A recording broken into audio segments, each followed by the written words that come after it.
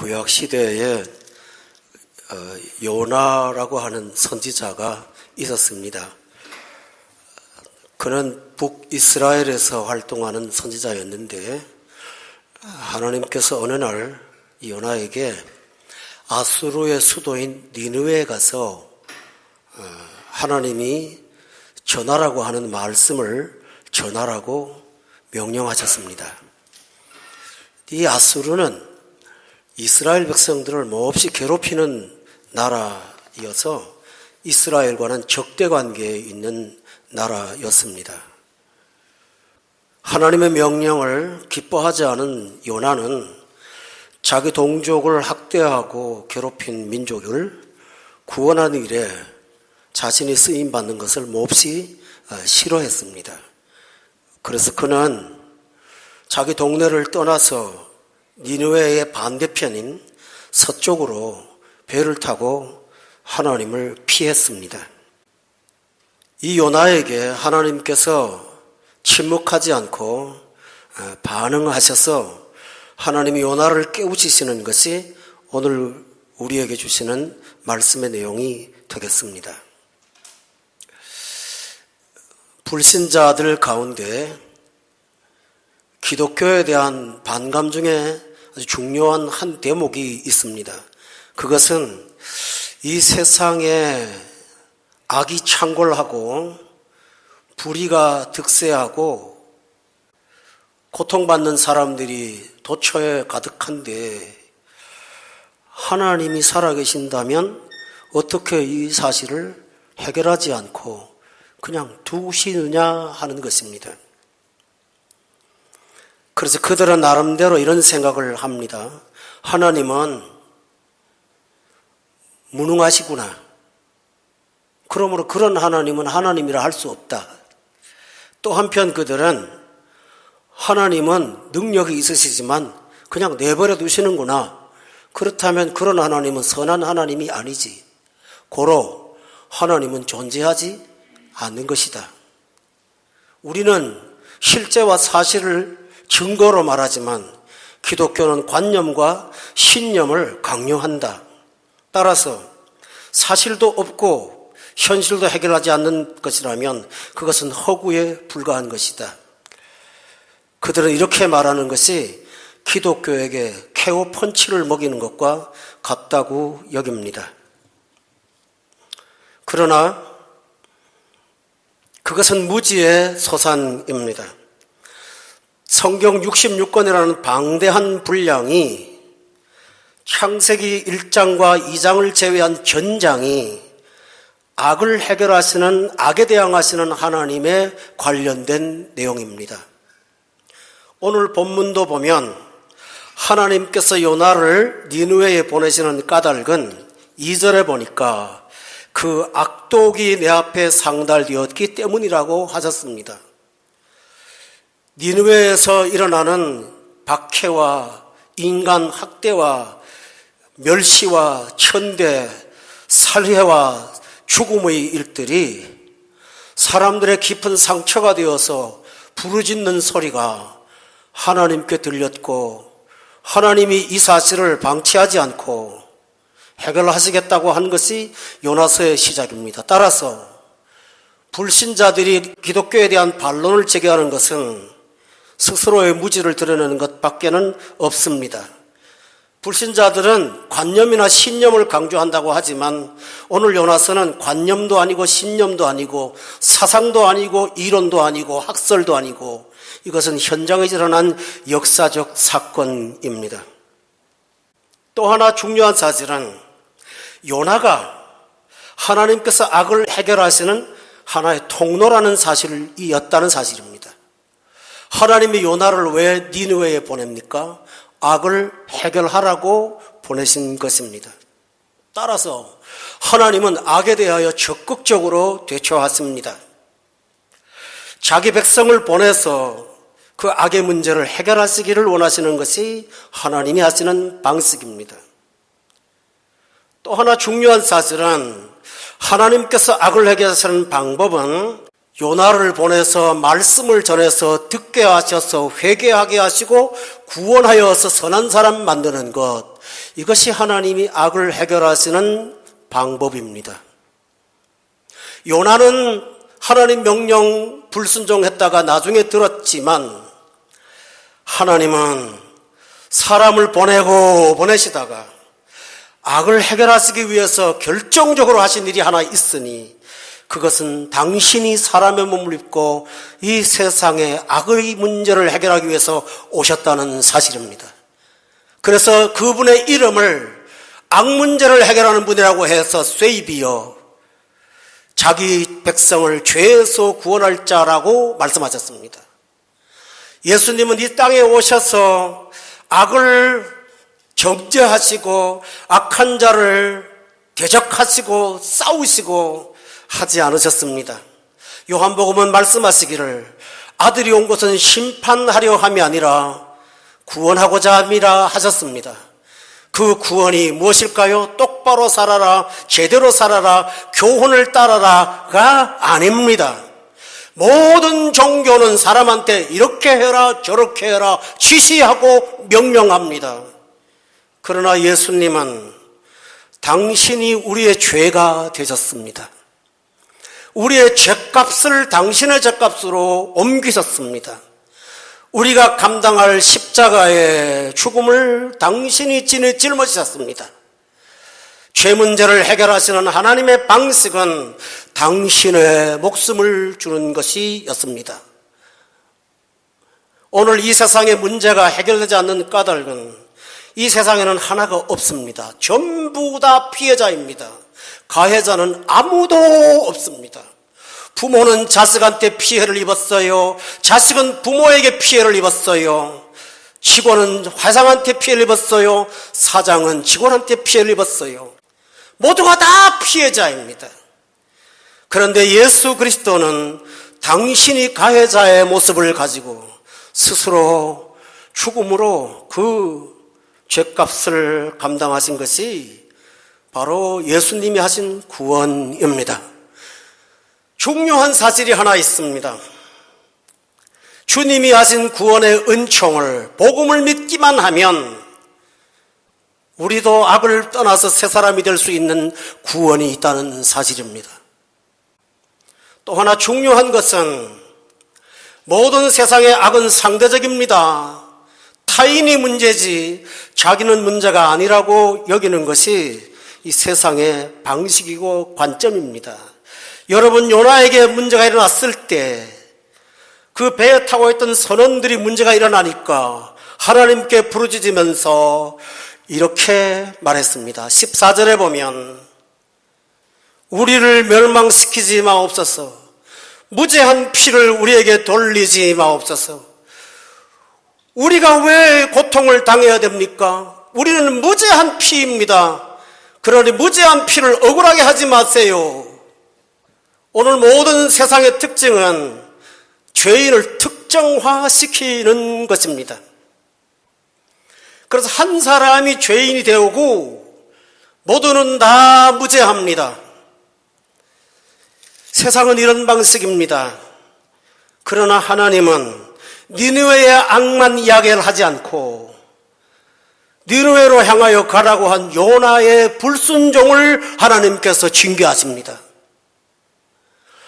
하나님은 공의의 하나님이시므로 불신자의 죄만 탓하지 않고 믿는 자의 죄성도 해결하십니다. 또 하나 중요한 사실이 있습니다. 이 세상의 악의 해결하시는 방식이 있습니다. 그것은 경찰서, 법원, 감옥 등등입니다. 공통점이 있어요. 전부 다 처벌하는 것이에요. 힘들게 하는 거예요. 그런데 하나님의 구원은 사람을 멸망시키는 데 목적이 있지 않고 그 결과도 그렇지 않습니다. 본문 4절에 보면 큰 바람을 바다 위에 내렸습니다. 바다 가운데 폭풍이 일어나 배가 깨지게 되었습니다. 깨지지 않았습니다. 흔들었습니다. 15절에 보니까 요나가 깨우치고 나니까 요나를 들어 바다에 던질 때 그 바다가 뛰노는 것이 곧 그쳤습니다. 물만 흔들었지 생명 하나 다친 거 없습니다. 하나님의 방식은 사람을 살리는 것이지 죽이는 것이 아닙니다. 그러면 던져진 요나는 끝났을까요? 1장 17절에 보면 그 요나를 위한 구원도 준비하고 계셨습니다. 이미 큰 물고기를 예비하셔서 요나를 삼키게 하셨으므로 물고기 뱃속에서 3일 동안 살 수가 있었다고 말씀하고 있습니다.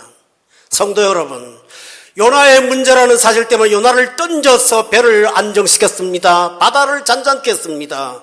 던져진 요나를 물고기 뱃속에 들어가게 하셔서 살게 하셨습니다. 요나는 대머리였다고 합니다. 물고기 뱃속에 있는 산이 너무 독해서 머리털이 다 빠졌다네요. 일리 있는 연구입니다. 그래서 요나는 태양을 견디지 못해서 하나님이 요나에게 태양을 가리게 하려고 박넝쿨도 만들어서 그늘을 만들어주기도 하셨습니다. 요나는 자기 대머리를 볼 때마다 하나님의 구원을 의식했을 것입니다. 그러므로 오늘 우리는 이 과정 속에서 하나님이 흔드는 과정 속에 어떤 은혜가 역사한다는 사실을 우리가 깨닫게 되므로 하나님의 말씀을 함께 보고자 합니다. 4절에 보면 여호와께서 큰 바람을 바다 위에 내렸습니다. 여기서 우리가 첫 번째 볼 수 있는 원칙은 죄 지으면 바람 속에 들어갑니다. 폭풍 속에 들어갑니다. 죄 짓고 안전할 수 있다고요? 아닙니다. 죄 짓고 안전할 수 없습니다. 죄를 범하면 바람 속에 들어가고 폭풍 속에 들어갑니다. 중요한 사실은 이것이 하나님의 폭풍이라는 사실입니다. 오늘 4절에 보면 이것은 자연에서 일어나는 일상의 자연 현상이 아니고 여호와께서 바람을 내리셨다라고 되어 있으므로 하나님께서 자연을 이용하셨다는 사실을 깨우쳐 주고 있습니다. 여러분, 왜 폭풍을 의미할까요? 현대 과학이 아무리 발달해도 웬만한 문제를 다 해결해도 사람이 접근하지 못하는 게 하나 있습니다. 폭풍입니다. 기상대가 할 수 있는 일은 폭풍이 어디서 시작했습니다. 발전하고 있습니다. 강해졌습니다. 약해졌습니다. 동쪽으로 갑니다. 서쪽으로 갑니다. 어디로 갈지 준비해야 되겠습니다. 그 이상은 미국도 못하고 유럽도 못하고 한국도 못하고 아무도 못합니다. 이 말은 무슨 말일까요? 하나님의 폭풍은 사람의 힘으로는 걷어낼 수가 없습니다. 사람들은 착각하고 있습니다. 범죄하고도 폭풍 바깥에 있을 수 있다고 하지만 여러분, 하나님의 폭풍은 누구도 막을 수가 없습니다. 기억하십시오. 사람들은 죄의 경중을 따집니다. 아수르 사람들은 사람을 죽였습니다. 요나는 사람 죽인 적이 없습니다. 그러나 하나님은 아수르를 구원하고자 요나를 보내셨고 아수르를 구원하고자 폭풍을 보내지는 않으셨습니다마는 요나를 깨우치고자 폭풍을 내리셨다는 사실을 기억한다면 여러분 아마 창세기 읽으면서 의아하실 거 있을 거예요. 선악과 따먹은 게 무슨 부도덕한 거라고, 무슨 비윤리라고, 무슨 엄청난 자해라고 하나님께서 온 인류를 사방에 빠뜨리시나 라고 할 것입니다만은 죄는 크든 작든 똑같습니다. 또 하나 중요한 사실은 믿는 자가 소명을 감당하지 않을 때 더 큰 문제들이 세상에 나타난다는 사실을 깨우쳐 주므로 소명을 감당하지 않은 것도 죄 중에 죄라는 사실을 깨우쳐 주고 있습니다. 만약에 요나가 하나님 말씀 듣고 순종했더라면, 기쁨으로 갔더라면 5절에 나오는 일들은 없었을 것입니다. 5절에 무슨 일이 있습니까? 두려움이 임했습니다. 두려움이 임했습니다. 여러분, 하나님의 사람들이 자기 몫을 감당하면 이 세상이 의미 없는 두려움에 빠져 살 리가 있을까요? 목회자가 성도들에게 바른 목회를 하지 않는다면 그들은 세상의 두려움에 빠져 살게 될 것입니다. 하나님을 두려워하는 사람은 세상이 두렵지 않습니다마는 하나님을 두렵지 아니하면 세상 모든 게 두렵게 됩니다.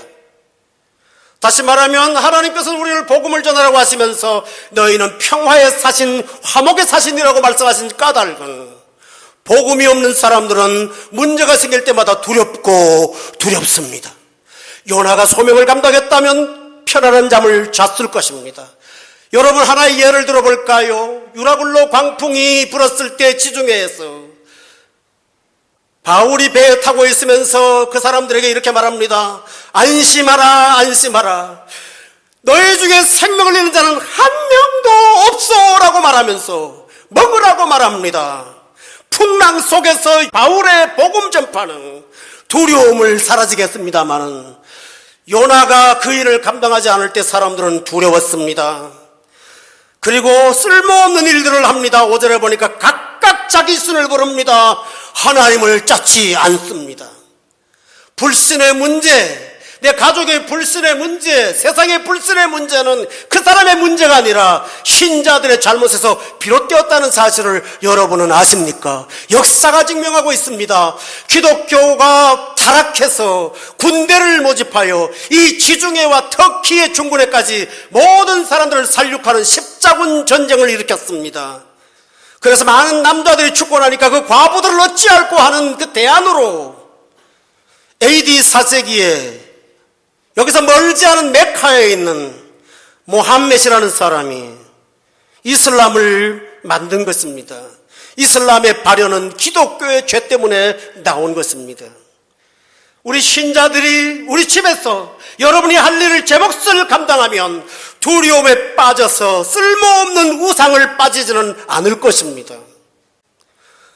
그들은 두려움만 했습니까? 배를 가볍게 하려고 물건을 바다에 던졌습니다. 여러분, 우리는 결과를 알고 있습니다. 재방송을 보는 것 같습니다. 그 배는 흔들었지 문제가 되진 않았습니다. 그런데 그들은 그 흔들림 자체를 견디지 못해서 자기 소산들을 던지기 시작하고 있습니다. 오늘 이 세상의 사람들이 하나님이 없기 때문에 배부르지 못할 것을 위해서 두려움을 잊기 위해서 술과 마약과 쾌락과 향락을 돈 주고 사지 않습니까? 그러므로 성도 여러분, 바깥의 문제, 난잡한 문제가 우리와 관계없다고 말할 수 있을까요? 아닙니다. 소명 감당하지 못했기 때문입니다. 그런데 문제가 있습니다. 5절에 보면 요나는 배 밑층에 내려가서 누워 깊이 잠이 들었습니다.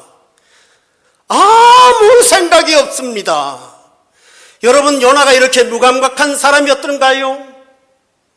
아닙니다. 자기 동족의 아픔에 대해서는 분노까지 하면서 이 문제에 대해서는 애착이 있었던 사람인데요. 어찌 이렇게 초연할 수가 있을까요? 이기심에 빠진 사람은 자기 문제 때문은 하나님 앞에 부르짖지만은 신자나 공동체나 다른 문제 때문에는 부르짖는 경우 전혀 없습니다. 잠든 요나와 똑같습니다. 우리가 본질적으로 생각한다면 이 문제, 바다가 흔들리고 두렵고 배를 가볍게 하려고 물건을 던지는 이 상황들이 누구로부터 비롯된 것입니까? 요나입니다. 나중에 요나는 고백하면서 12절에 보니까 이 폭풍을 맞는 것이 다 내 탓이다라고 고백합니다. 사랑하는 교회 여러분, 누구를 원망하지 마십시오. 우리가 할 일을 했는지 안 했는지를 돌아보셔야 되는 것입니다. 신자들의 잘못은 나 하나의 고통으로 끝나지 않고 세상의 고통으로 확장된다는 사실을 기억한다면 여러분 하나님 앞에 남아있는 시간 동안 여러분이 해야 될 명령을 따르는 순종에 철저히 임하시고 살아가시는 여러분이 되시기를 예수 이름으로 축원합니다. 이것이 우리가 할 일입니다. 그러나 이 현상 속에서 하나님은 요나에게 은혜를 베푸십니다. 첫째 은혜는 뭘까요? 잠잔 요나를 깨우는 것입니다. 본문 6절에 보니까 선장이 그에게 찾아가서 요나를 깨웁니다. 교우 여러분, 하나님은 언제나 먼저 자연을 이용하시는 특성이 있습니다. 사람을 변화시킬 때 내 주변의 환경과 주변의 어떤 사건들을 통해서 나를 돌아보게 하십니다. 이스라엘의 망대가 무너져서 18명이 즉사했을 때 제자들이 예수님께 묻습니다. 누구 죄 때문에 저러냐고요. 그때 예수님께서는 너희도 이것을 경고로 삼으라고 말씀하셨습니다. 그러므로 여러분, 신문지상과 인터넷 언론에 떠오르는 소리를 들으면서 누구를 향하여 분노하기 이전에 우리 자신들을 돌아보고 우리가 해야 될 책무를 잘 감당했는지를 깨우쳐 가시는 저와 여러분 되시기를 예수 이름으로 축원합니다. 우리 한번 따라할까요? 내 탓이요. 다시 한번 내 탓이요. 이 세상에 한마디라도 이런 말을 들어본 적이 있나요? 우리 신자들은 이런 일에 앞장서야 합니다. 그런데 내 탓이요는 인간의 의지로는 안 됩니다. 은혜로 되는 것입니다. 하나님께서 선장을 통해서 깨우시는 것은 자연을 통해서 일어나지 않는 요나에게 사람을 보내십니다. 여러분, 기독교가 선장에게 기도하라고 요청해야 될 텐데 선장이 기독교에 와서 당신들을 기도하라고 말하는 것은 얼마나 망신입니까? 우리가 해야 될 말을 그들이 하고 그들이 들어야 될 말을 우리가 듣고 있다니요. 그러나 이 깨움 속에는 하나님께서 잠든 요나의 영적 양심을 일깨우는 하나님의 은혜가 숨어져 있습니다. 그런데 이 말을 듣고도 요나는 반응하지 않았던 것 같습니다. 그래서 7절에 보니까 그들은 원래 고대법으로, 고대 관습으로 했던 제비 뽑기를 했습니다. 그것은 신에게 맡긴다는 뜻을 갖고 있습니다. 그런데 그 제비를 뽑으니 요나가 뽑혔습니다. 우연이라고 할 수가 있을까요? 하나님이 요나를 찾고 있습니다. 어떤 성도가 개인적으로 부패한 생활을 하고 있었답니다. 자기가 다니는 교회에서는 도저히 있을 수가 없어서 주일마다 이 교회 저 교회를 떠돌아다녔다고 합니다. 그런데 어느 교회를 가든지 자기 죄를 책망하는 본문을 갖고 이야기를 하더래요. 우연일까요? 하나님은 우리를 찾으십니다. 성경에는 제비 뽑기를 해서 하나님이 찾아낸 경우가 많이 있습니다. 이스라엘의 아간도 그랬습니다. 여러분, 엘리야 시대에 아합이라는 왕이 있었던 것 아시죠? 아주 악한 왕입니다. 그 왕이 살아남으려고 왕복을 벗어버리고 신하의 옷을 입고 병사의 옷을 입고 병사들 속에 숨어들었는데 성경은 이렇게 말합니다. 우연히 쏜 화살이 그의 정수리를 뚫었다라고 기록되어 있습니다. 여러분, 하나님께서 여러분을 고통스럽게 하는 것일까요? 아닙니다. 사랑입니다. 사랑으로 여러분을 포기하지 않습니다. 나 때문에 다른 사람이 힘들어도 하나님이 나를 찾으십니다. 나 때문에 세상이 고통을 당해도 하나님은 나를 향하고 있습니다.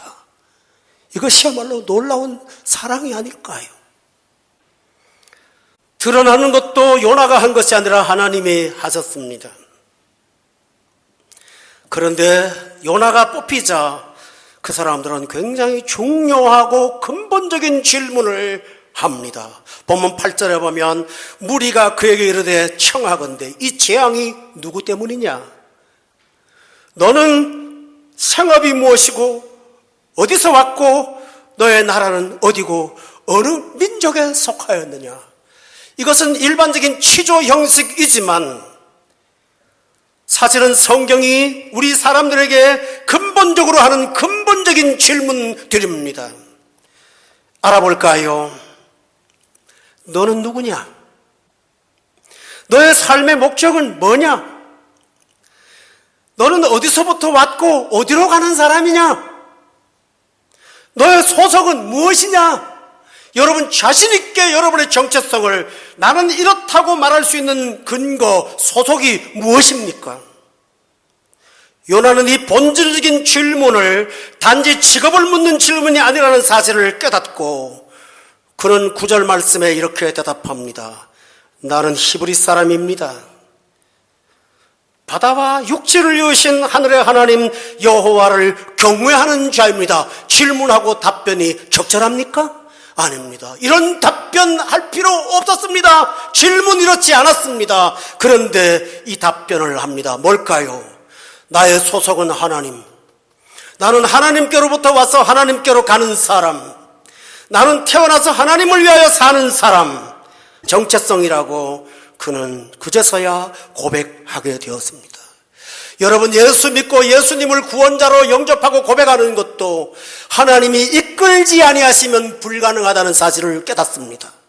우리에게 예수를 주라고 고백할 수 있는 것은 성경이 말합니다. 성령이 아니고는 주라 할 수 없느니라.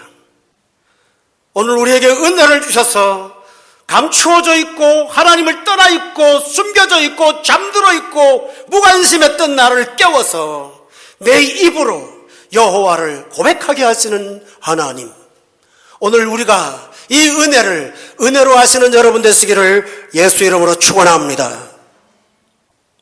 그런데 본문에 보면 요나의 고백에는 어떤 문제가 있다는 사실을 발견할 수 있습니다. 9절에 보니까 그가 먼저 해야 될 말은 뒤에 하고 뒤에 할 말을 앞에 하고 있습니다.